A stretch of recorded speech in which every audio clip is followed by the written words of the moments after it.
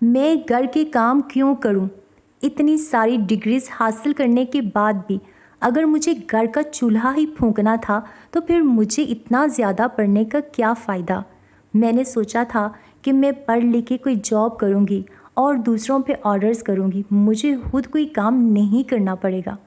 ऐसी बहुत सारी सोचें बहुत सारी पढ़ी लिखी लड़कियों के माइंड में आती हैं, लेकिन क्या हम बिल्कुल सही सोचते हैं? अब मेरी बहुत सारी सिस्टर्स ऐसी भी होंगी जो घर के काम भी करती हैं, जॉब भी करती हैं, बच्चों को देखती हैं, खाना बनाना हर चीज़ जो है वो हैंडल करती हैं। तो वो सोच रही होंगी कि हम तो ऐसा नहीं सोचती। लेकिन मेरा ये मैसेज सिर्फ उन गर्ल्स के लिए है जो आजकल न्यू जनरेशन की हैं, जिनके माइंड में बस ये होता है कि हम डिग्रीज ले रही हैं, ससुराल में जाके ना तो हमने काम नहीं करने। तो मेरे ख़्याल में काम करने से हमारी इज़्ज़त कम नहीं होती। अगर हम पढ़ी लिखी हैं, जॉब भी कर रही हैं, तो उसके साथ साथ अगर हम घर के काम करेंगी तो इससे हमें खुद ही दिली सुकून मिलेगा। जब हम अपने घर को सजा के, संवार के, बना के रखेंगी, हर चीज़ को सही जगह पे ऑर्गेनाइज़ करके रखेंगी, हमारा घर साफ़ सुथरा होगा, तो हम खुद भी दिली सुकून और ज़हनी इत्मीनान महसूस करेंगी। लेकिन मैं ये भी नहीं कहती, अगर आप अफोर्ड कर सकती हैं, आप इंडिपेंडेंट हैं और आपके पास टाइम नहीं है तो आप हेल्पर रख सकती हैं।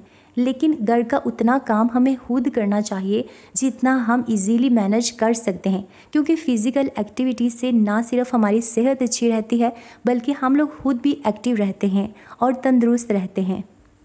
और बहुत सारे हस्बैंड्स भी ऐसे होते हैं कि जिन्हें किसी हेल्पर का काम इतना पसंद नहीं आता जितना उन्हें अपनी वाइफ के हाथ का किया हुआ काम अच्छा लगता है।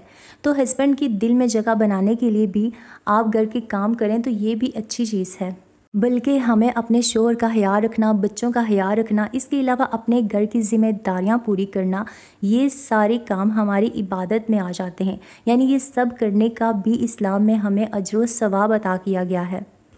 अच्छा, मैंने कभी नहीं सोचा था कि मैं शादी के बाद इस तरह से गंदम साफ़ किया करूँगी, ये सारे काम मुझे करने पड़ेंगे। क्योंकि मेरे मेके में ना हम लोग दूसरा आटा यूज़ करते थे जो बाज़ार से मिलता था, तो बस हमारे घर आटा आता था और हम गूँध के बस रोटी बना देते थे।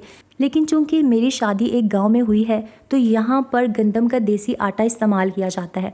और यकीन करें कि शादी के बाद मुझे पता चला कि गांव में इतनी मेहनत की जाती है। तो बस शादी के बाद से मैंने गंदम को वॉश करना, उसे ड्राई करना, फिर उसको पीसने के लिए चक्की में भेजना, ये सारे काम मैंने बाद में ही किए और बाद में ही सीखे। और इससे पहले हमारा पोर्शन एक कच्चा था, तो मैं मिट्टी जो है फेरती है ना औरतें गाँव में, मैंने वो भी काम किए हैं।